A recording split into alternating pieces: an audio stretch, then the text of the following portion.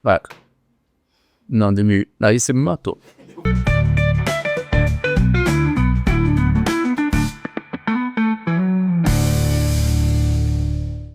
Gente, o tema da análise de hoje é uma pergunta se os professores da educação básica estão sumindo. Então, a primeira questão é: educação básica, para quem não tem isso muito claro, significa educação infantil, ensino fundamental e ensino médio. Isso é educação básica.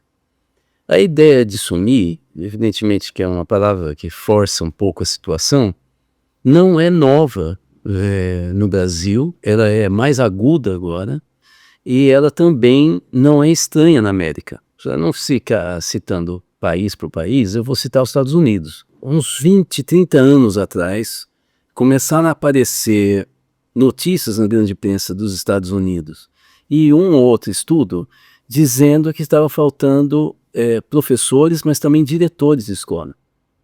A crise de diretor tinha a ver com uma coisa muito interessante, que era o seguinte: na medida em que estava se privatizando ou aumentando vamos dizer assim, a propaganda, a defesa da concepção privada de gestão, as escolas particulares e as empresas em especial começaram a roubar gestores da educação pública e também das particulares. Então, tanto as escolas particulares, as redes, como universidades, iam atrás dos gestores das escolas públicas e algumas particulares para trazer como seus quadros, como empresas que nem sempre tinham relação com a educação também começaram a buscar. E começou a escassear o número de gestores. No caso do Brasil, o problema mais grave é com o professor. Nós vamos mostrar agora na tela para vocês uma pesquisa desenvolvida pelo Sindicato das Entidades Mantenedoras do Ensino Superior do Estado de São Paulo, que levou como título Risco de Apagão de Professores no Brasil, em que eles indicam que o déficit de professores na educação básica deve chegar a 235 mil em 2040. Bom, 2040 está logo aí, né? Vocês imaginam, nós vamos ter uma eleição agora em 2026, a próxima é 30, e nós estamos chegando pertinho. Então nós temos, portanto, mais 2 ou 3 governos federais para tentar reverter essa tendência que está aparecendo. A questão do déficit de professor tem relação com vários fatores. O primeiro é o de atração, né, para as disciplinas e para as carreiras na universidade que estão vinculadas diretamente ao magistério. Há uma queda, né, de busca de alunos, né, para cursos, né, ligados ao magistério, como história, matemática, própria pedagogia, tá? Porque tem uma relação direta com a questão salarial, né? Os professores no Brasil recebem muito pouco, né, principalmente de educação básica, e pelas condições de trabalho. Você vê que muitas vezes o professor, ele próprio fala, que eu acho sempre uma contradição muito estranha e reveladora, né? Ele próprio às vezes fala na sala de aula, ou fala numa festa com amigos, ou até na sala de professores da sua escola. Ele fala: ai, eu não sei por que a gente é tratado mal, eu não consigo nem viajar. e não sei o que. Então, ele fala de uma vida muito exaustiva e dura pela dedicação que ele tem. E ao mesmo tempo, ele na sala de aula fala para os alunos: estuda para você ser alguém na vida. Logo, a pessoa que dá aula para ele fala que ele não tem condição. Cria então um paradoxo, né, muito maluco, né, que leva, de qualquer maneira, uma informação para o jovem que é seu aluno, de que essa carreira não é uma carreira que vai lhe dar muito prazer. Então, nós temos uma relação direta com as condições de trabalho. Há uma situação muito grave que vem ocorrendo, que também em relação à categoria, que é o controle sobre o seu trabalho e, de outro lado, as exigências de formação ou a não formação que ele recebe gratuitamente das estruturas, né, de gestão da educação do país. Vamos por parte. A primeira é o seguinte: desde a década de 90 vem avançando uma preocupação muito grande em várias áreas de política social, mas principalmente na educação, do controle sobre o resultado do trabalho e da dinâmica do trabalho do professor. Para quem não conhece, vai ter que acreditar em mim. Para quem conhece, sabe que o que eu estou falando é verdade. Você vai para a escola e vê diretores, coordenadores pedagógicos, mas principalmente professores, atolados de trabalho administrativo e burocrático para registrar falta de professor, se o quadro funcional está completo ou não, quantos professores adoeceram, e o próprio professor tem que ficar o tempo inteiro preenchendo planilha para dizer o que ele fez dentro do plano de trabalho, o que acontece na sala de aula, e ele é pressionadíssimo pelo IDEB. O IDEB, que é o índice de avaliação da educação básica, que é focado principalmente em português e matemática, aí começa o erro, porque segundo os estudos da neurologia, nós temos quase 10 sistemas mentais que a gente pode chamar de inteligência. Para quem não conhece, Howard Gardner, que desenvolveu um projeto chamado Projeto Zero e criou a teoria das inteligências múltiplas, ele vem falando desde a década de 80 que nós temos várias inteligências e que é um erro focar na matemática e na língua materna como o eixo e base do triângulo ou da pirâmide de formação de uma pessoa. Porque, por exemplo, a capacidade de autocontrole não tem nada a ver do ponto de vista mental com o desenvolvimento da língua materna ou do pensamento lógico formal, matemático. Como também não tem nada a ver com as artes, com a música, com a pintura, não tem absolutamente nada. Assim como também não tem com controle físico-sinestésico, né? Que é o controle do corpo e do movimento, ou com a própria capacidade de interagir com o outro, ou até com a localização espacial. São inteligências completamente diferentes. E quando o IDEB foca, que vem dos Estados Unidos essa visão, só na língua portuguesa e na matemática, a gente está diminuindo, limitando e deixando mais pobre o desenvolvimento da inteligência. O IDEB, então, ele funciona a partir de uma idealização de um aluno, de um padrão completamente externo. E não se busca saber por que o aluno é o que ele é. Se ele passa fome, se os pais estão brigando, se ele vive só com os pais, se ele trabalha.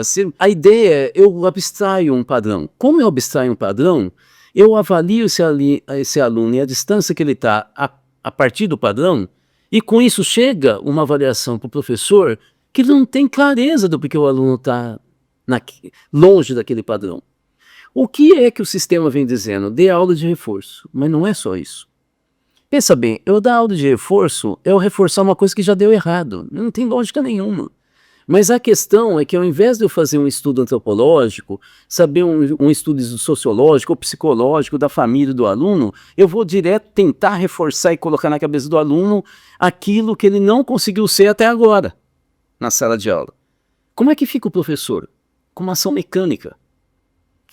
O IDEB desumaniza a relação do professor com seu aluno e com a família e com a própria escola. Ou seja, ele fica o tempo inteiro buscando atingir aquela abstração de aluno a partir das estatísticas, dos números. Ele não sabe nem o nome do aluno, ou pelo menos ele não se busca o sistema identificar a natureza específica daquele aluno. O professor é muito pressionado o tempo inteiro para dar resultado, sem que expliquem para ele por que aquele resultado esperado não foi atingido. O correto seria o sistema educacional dar condições para o professor saber por que o aluno tem dificuldades para chegar onde se espera que ele chegue. Na verdade, o melhor não é a gente ficar criando padrões externos, é a gente tentar estudar as possibilidades a partir do que o aluno é. Ou seja, se o aluno está aqui, ele pode vir até aqui. Como é que eu faço para chegar até ali? Né? Inclusive numa sala de aula, num coletivo. Como é que eu estimulo as várias habilidades dos alunos, os vários conhecimentos entre si para criar uma comunidade de aprendizagem?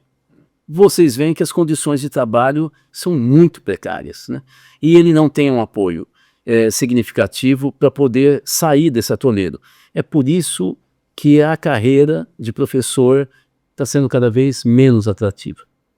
Gente, essa situação ela piora em relação à vida do professor porque nós estamos adotando concepções de gestão privada ou empresarial para a educação pública, então a situação piora. Deixa eu explicar alguns fatores ou algumas variáveis que é o pensamento de gestão empresarial e que ele está sendo transferido, deslocado para a educação. Em primeiro lugar, o setor de execução não planeja. Isso vem do taylorismo. A ideia do Taylor é quem planeja não executa. E quem executa não planeja. Por que quem executa não planeja? Porque ele tem que dar um resultado, uma mercadoria igual. Ou seja, se eu vou comprar um refrigerante chamado Coca-Cola, eu tenho que garantir que a pessoa no Brasil inteiro, no mundo inteiro, quando vai comprar esse refrigerante, vai ter o mesmo sabor que ele busca. Para isso eu tenho que padronizar. Ora, nesse sentido, aquele que executa, ele não pode ficar pensando numa mudança muito grande da forma de produzir, porque senão sai um refrigerante diferente. Transfira para a escola. Isso significa que o professor ele tem que uniformizar as práticas dele para atingir o índice do IDEB que se quer chegar, que se almeja. Então, eu vou padronizando o professor o tempo inteiro. Essa é uma das visões empresariais que entra na educação e destrói a capacidade criativa do professor. Lembre-se do que eu falei antes. E ele está super controlado, com relatórios que ele tem que preencher, dados que são avaliados pelo IDEB, resultados da avaliação do aluno em português e matemática. A pressão é imensa. Por isso, esse professor, daqui a pouco eu vou falar sobre isso, ele quase sempre mergulha na síndrome de burnout. Burn, né, fogo, out, some. Então é o fogo do trabalho que acaba. Eu entro em depressão, não vejo sentido no meu trabalho. Bom, essa é uma característica. A segunda característica empresarial é essa ideia de que mais importante do que formar o professor é formar o gestor. Porque o diretor da escola, o gestor regional, é aquele que vai fiscalizar e controlar o trabalho do operário padrão, que é o professor. Então, uma altíssima valorização, às vezes salarial, às vezes de condições de trabalho e às vezes de escuta. O diretor de escola, o diretor regional é chamado quase sempre para conversar com as instâncias superiores do sistema educacional, mas o professor nunca. Claro, vocês vão falar, não, mas tem tanto professor, como é que você vai fazer uma assembleia? Mas acontece que não é só número, né? O problema é que nunca é escutado, ele nunca é ouvido. Então não tem como você construir, por exemplo, quando você vai falar reformas educacionais, você quase nunca tem como ouvir-nos sobre qual é a reforma melhor. Isso gera uma segunda tensão. E finalmente é a solidão. Nós não temos formação. Quando a gente forma na faculdade quem vai dar aula, professor de história, na verdade as universidades formam para ser pesquisador. Porque a ideia de carreira na universidade é a carreira acadêmica. Então você vai para o mestrado, doutorado, pós-doc, livre docência. Na área de educação é quase um anexo. E é muito comum que os departamentos que formam para a carreira acadêmica de pesquisador desvalorizem a formação em cursos de licenciatura e eles valorizam mais bacharelado e a carreira. Então isso significa que as faculdades, com exceção, por exemplo, de universidades que têm escolas de aplicação e que, portanto, os alunos que vão entrar na sala de aula, né, aqueles que estão estudando na universidade, têm experiências concretas, né, em sala de aula, conhece outros professores que já estão lá na labuta e tal. Com exceção desses lugares, a faculdade não forma professor, ele forma pesquisador.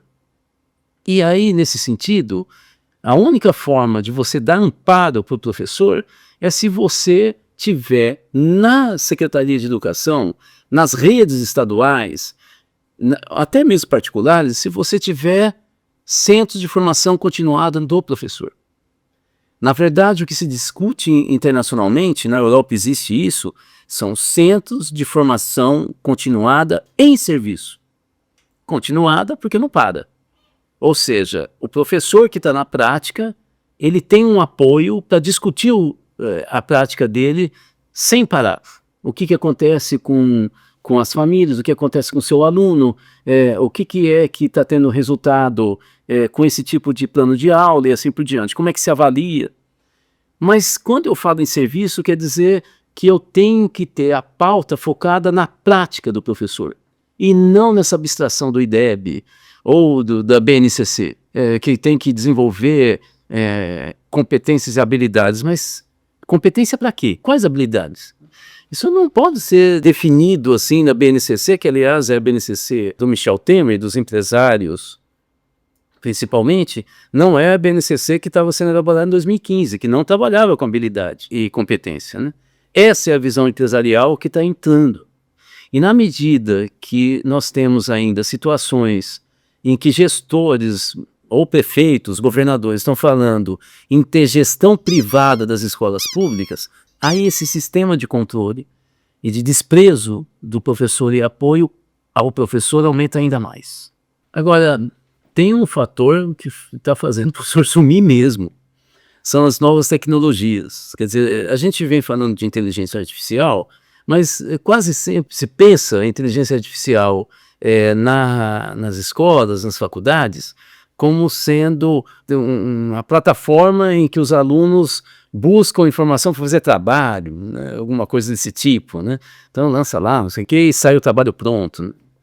Acontece que a gente já está em outro patamar que efetivamente pode substituir o professor. Dá uma olhada agora nesses 2 vídeos que nós vamos passar. O primeiro é sobre o Tamagotchi Connection V4. Vocês devem lembrar do Tamagotchi, que era... Vocês não lembram, vocês não têm idade para isso, mas tinha uns aparelhinhos assim, menor do que celular, que você apitava toda hora um sonzinho, e aí você tinha que dar ou alimento, ou bebida, ou então fazer o bebezinho que estava lá dentro daquele... É tudo artificial, tudo eletrônico, né? Tinha que dar comida na hora certa, tinha que fazer ele dormir na hora certa, tinha que passear com ele e tal. E se você não fizesse na hora que apitava, ele morria. Aí começava o jogo de novo. Só que agora tem uma versão extremamente moderna, Tamagotchi, com inteligência artificial, que ele, na verdade, cria uma situação de escola virtual. E tem um outro videozinho que você vai ver agora, que é o Moxie, eu acho que é assim que fala, que é um robô que ajuda as crianças a lidar com emoção. Acho que você está vendo aí, né? Uma espécie de robozinho mesmo, todo alegrinho e tal, e a criança falando... É mais do que uma babá eletrônica. Se você acessar esses vídeos que você está vendo, você vai ver uma informação de que já tem sistemas de inteligência artificial que traz enciclopédias dentro da programação do robozinho, que fica falando com a criança de tal maneira que ele dirige as conversas da criança para ela aprender informações que estão, por exemplo, na famosa enciclopédia britânica. Vocês estão vendo que o currículo e o método estão preparados. Aí substitui o professor mesmo. É a empresa, além de ficar mais bilionária do que nunca, substituindo a relação humana. Então, todas essas situações que eu descrevi agora vêm criando uma desfuncionalidade e quase que um desprezo, uma quebra da autoridade do educador.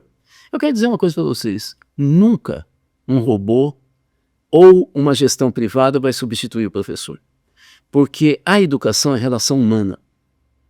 Há muitos estudos da neurologia, eu vou citar um só. Lê esse livro, O Erro de Descartes, do Antônio Damasio, publicado aqui no Brasil, e você vai ver que é um neurologista da Universidade de Iowa, que é português, mas trabalha nos Estados Unidos, que demonstra, através de estudos, inclusive com acompanhamento da reação neurológica, né, que ele faz em laboratório, né, em clínica, né, com contraste e tal, ele percebe que se a pessoa não tem um equilíbrio emocional, ela não consegue aprender. Ou seja, toda a cognição dela é falha.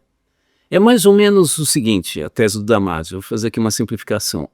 É como que o cognitivo o desenvolvimento cognitivo fosse um pincel com tinta e o nosso equilíbrio emocional fosse a tela. Se a tela está furada, não adianta você ter um bom pincel com a tinta. Aquele furo não vai pegar a tinta, porque está furado. Então você precisa ter uma tela, o equilíbrio emocional, para que eu possa pintar e com isso eu ter sequência no desenvolvimento cognitivo. Não tem robozinho que consiga fazer o trabalho emocional de um professor. Lembre-se, inteligência artificial não tem inteligência. Na verdade, é uma forma de eu pasteurizar ou pegar coisas que o humano criou e criar uma síntese, dar o produto que você pede. Mas não foi o artificial que criou algo inteligente. Quem criou foi o humano. Não tem como. A educação é relação humana, é relação afetiva, é a capacidade de eu ir além do mero conhecimento. É eu caminhar para a sabedoria. A sabedoria sempre está acima do conhecimento e da informação. Se você gostou e está gostando da Ananisa, primeiro se inscreva nos nossos canais. Se você se inscrever, como é que a gente sabe que você existe? Você está vendo que a gente não gosta de inteligência artificial, então tem que ter contato direto com a gente. Escreve lá no nosso canal no YouTube, Instituto Cultiva, no Spotify, para ouvir no carro que a gente está falando aqui. Clica no sininho para receber as notificações de quando a gente publica, coloca no ar, sobe, né, tal da estreia. E também divulgue ao máximo para todo mundo que você conhece o que a gente vem fazendo. Se você gostou, fala. Tem um negócio legal aqui que talvez você goste. E tal, né?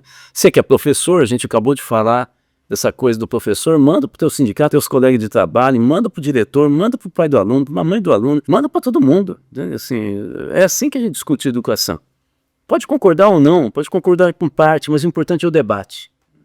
E, finalmente, dê a sua opinião e fale o que você gostaria que a gente comentasse, faça perguntas. Tem o tal do Fala Rudá, que é nele a gente responde suas perguntas. Um bate, até a próxima. Esse programa é um oferecimento do Instituto Cultiva, mais de 20 anos com foco na educação para a cidadania e participação social. Saiba mais no site institutocultiva.com.br.